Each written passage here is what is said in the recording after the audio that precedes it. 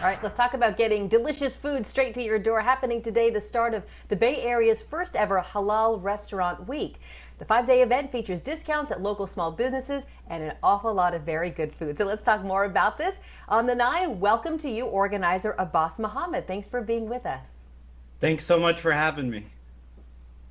Of course. So, Halal Restaurant Week is essentially a bit of a change up from the Halal Food Festival, which for several years now has drawn thousands of people to the Bay Area.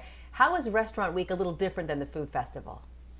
Yeah, absolutely. So we're keeping people's safety and health in mind, but we also wanted to have this essentially this feeling of breaking bread together.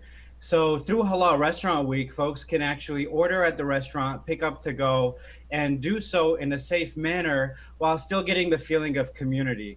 We're launching this through a Facebook group, Bay Area Halal Foodies, which has about 8,500 members now, and encouraging everyone to share what they had. So we still get a little bit feeling of community while still supporting the halal restaurant economy.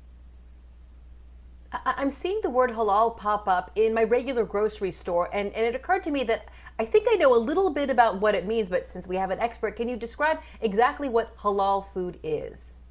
Absolutely. I'm by no means an expert, but I am an avid halal foodie. I've been in the Bay since 2005, and back then there were very limited options of what halal food we could have. And so I'm very excited to hear that you're seeing it in the restaurants that you're going to, in the stores that you're going to.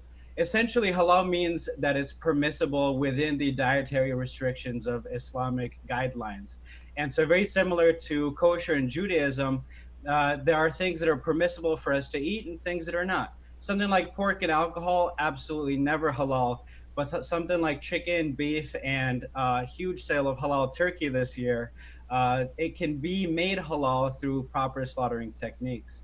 And so, with the recognition of that becoming more and more mainstream, we're seeing so many more halal products, which is quite exciting for me when I go to Safeway to pick up a ribeye steak or Whole Foods, for example. I think if people know one halal restaurant, it is the Halal Guys. And I remember they actually came on the 9 when they opened up one of their new restaurants here in the Bay. And they brought us these delicious plates of rice and very highly seasoned chicken and a delicious yogurt sauce. Outside of that sort of traditional dish, what other foods are there that are halal that most people might be very excited to discover? If you're looking for traditional, there's so many options. I mean, you could go to some place like Mela Tandoori in San Francisco, where they have really amazing Pakistani food.